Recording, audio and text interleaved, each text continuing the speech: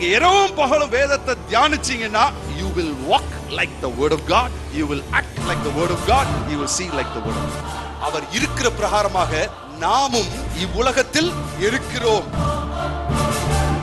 வியாதி என்னை ஜெயிக்க முடியாது, பலவீனம் என்னை ஜெயிக்க முடியாது, ஏனா எனக்குள் ஒரு ஜீவன் ஓடிக்கொண்டிருக்கு. That same life is inside you and inside me. You are called to be a success. ஏனா the spirit of success is inside of you. Hallelujah.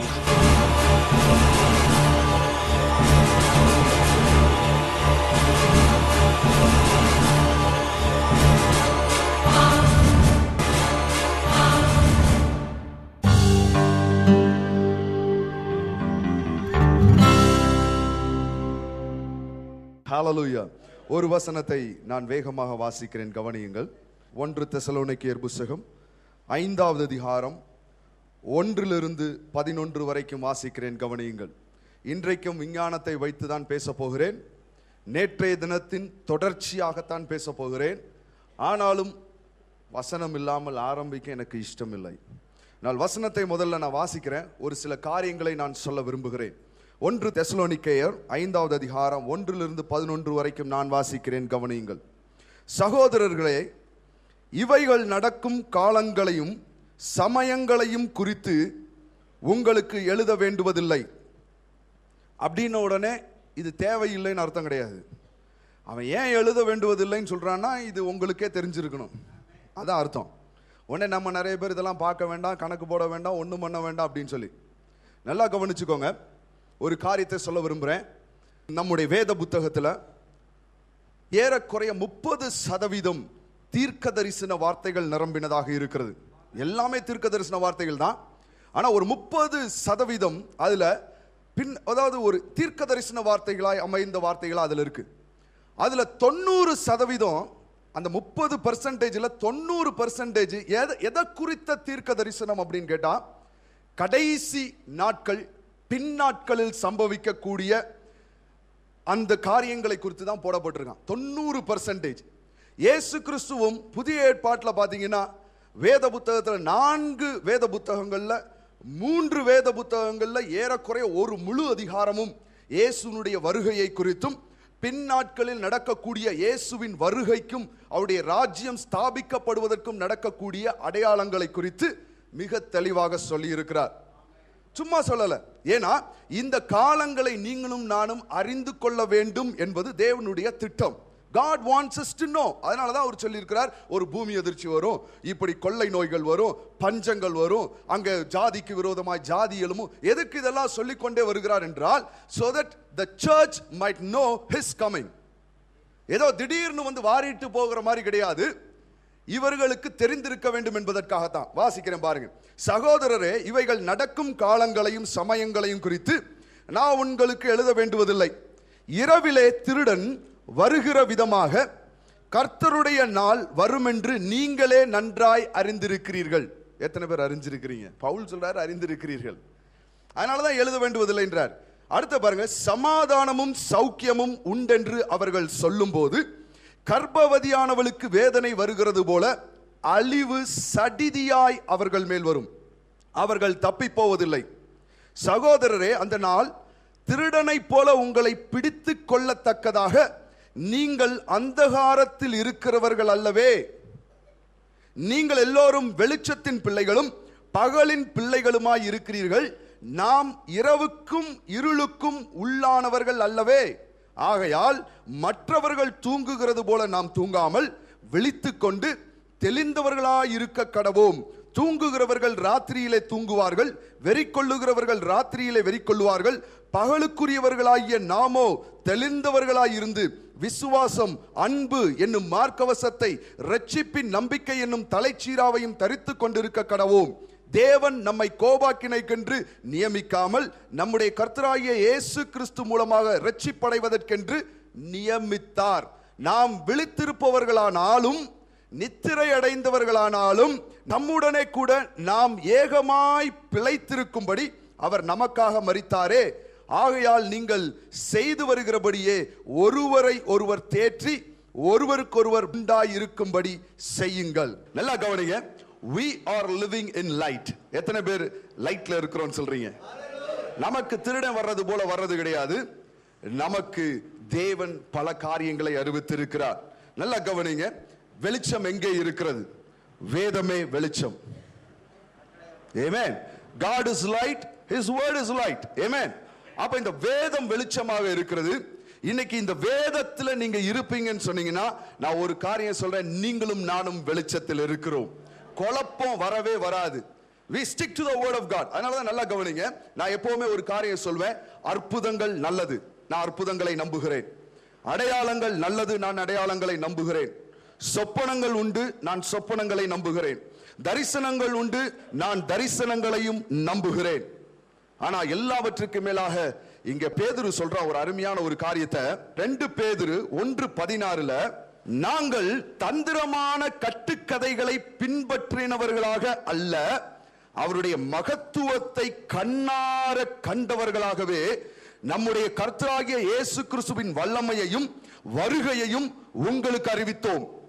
என்ன சொல்றானா, தந்திரமான கட்டுக்கதைகளை பின்பற்றி அல்ல, இயேசுவை முகமுகமா பார்த்திருக்கோம். எங்க பார்த்தாங்களா? ஒரு நாள் மறுரூப மலையில ஏறி போனாங்க. ஏறி போகும் பொழுது திடீர்னு இயேசு எந்த வண்ணானாலும் வெளுக்க முடியாத அளவுக்கு ஒரு வெண்மையான வஸ்திரம் தரித்து மகிமையிலே அவர் வெளிப்பட்டார். வெளிப்பட்ட உடனே வானத்திலிருந்து ஒரு சத்தம் உண்டாயிற்று.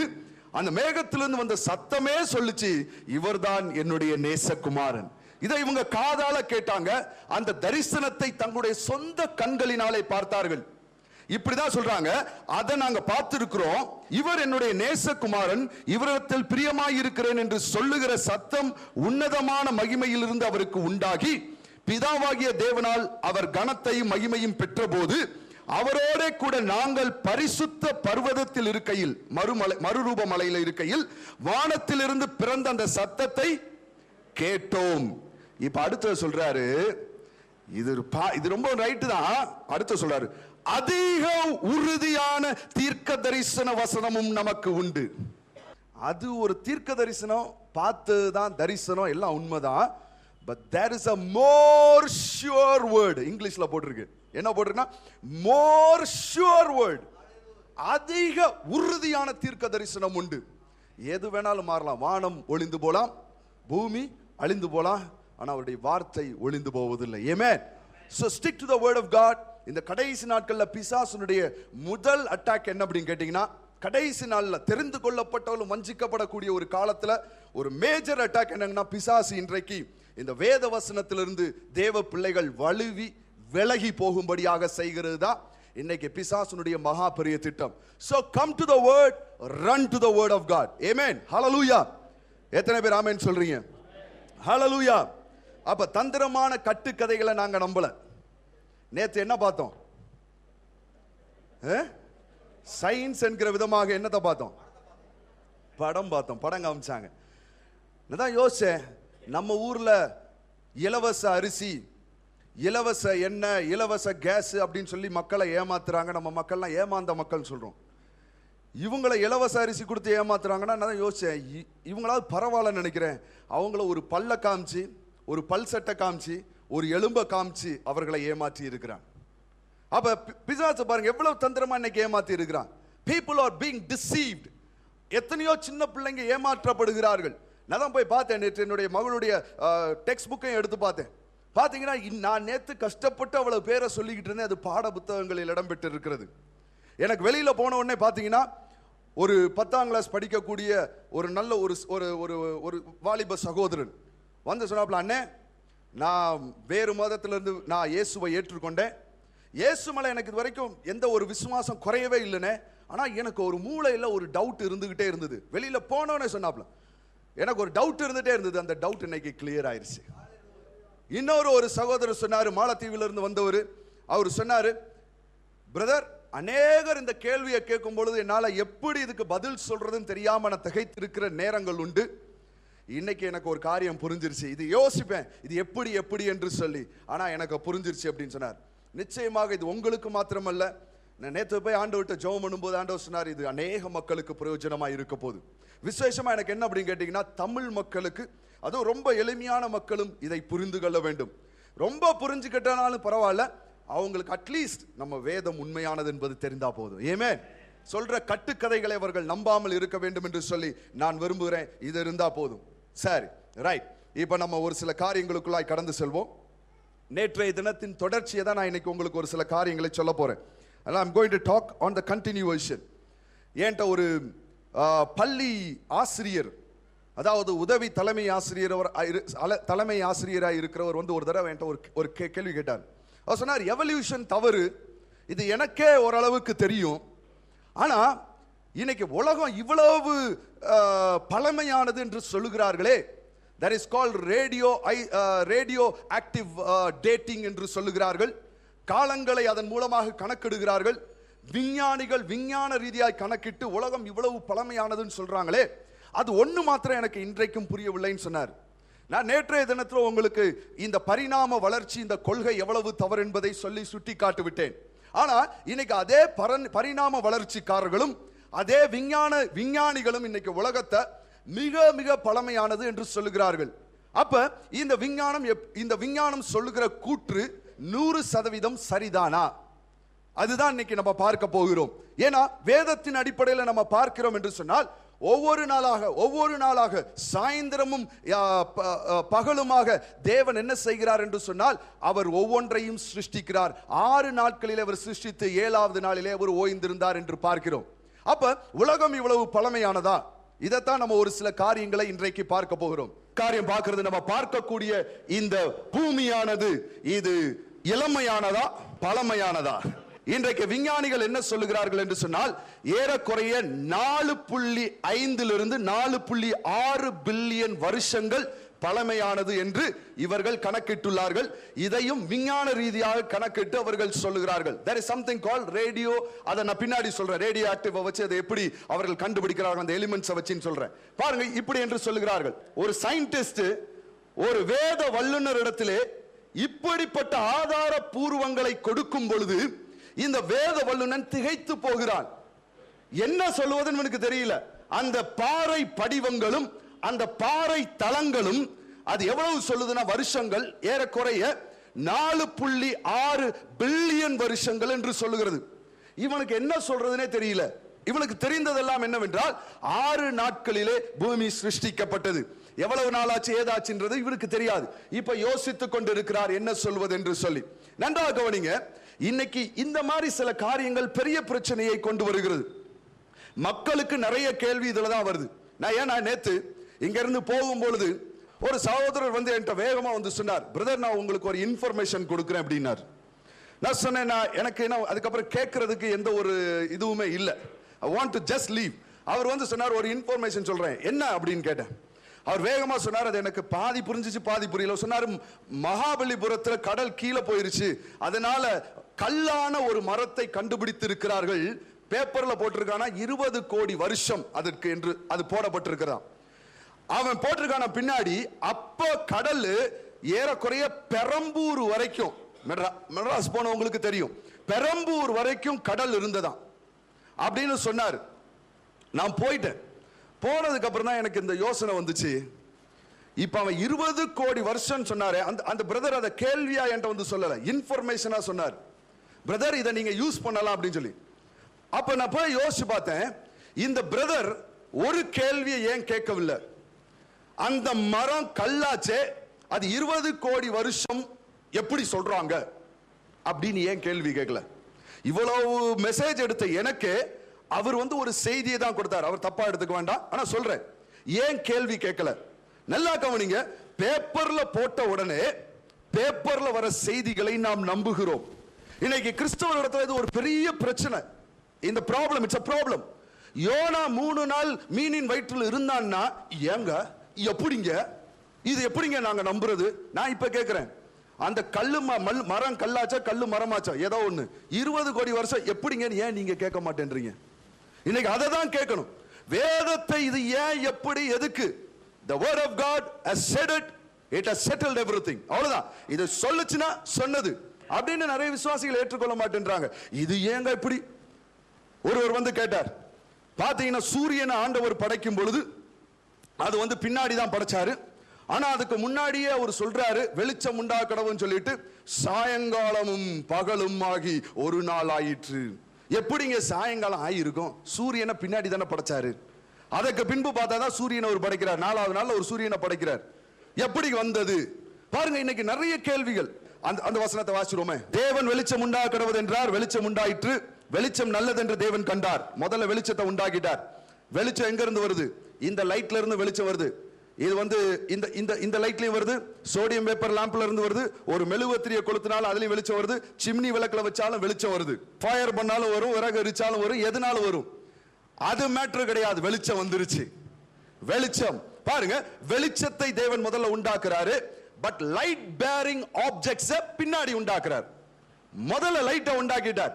இப்ப தேவனுக்கு கரெக்டா தெரியும், ஒரு நேரத்துக்கு வெளிச்சம் ஆளுகை செய்தது, பின்பு இருள் ஆளுகை செய்தது. அந்த வெளிச்சம் ஆளுகை செய்த அந்த நேரத்தை அவர் பகல்னு போட்டாரு. இரவுல இருள் ஆளுகை செய்த அந்த வேலையை இரவு என்று அவர் போட்டுட்டார். அதனால அவருக்கு தெரியும். அதை வாசிட்டு பின்னாடி நான் உங்களுக்கு சொல்றேன் பாருங்க. தேவன் வெளிச்சத்துக்கு பகல் என்று பெயரிட்டார், இருளுக்கு இரவு என்று பெயரிட்டார். சாயங்காலமும் விடியற்காலமும் ஆகி முதலாம் நாள் ஆயிற்று. சரிங்களா?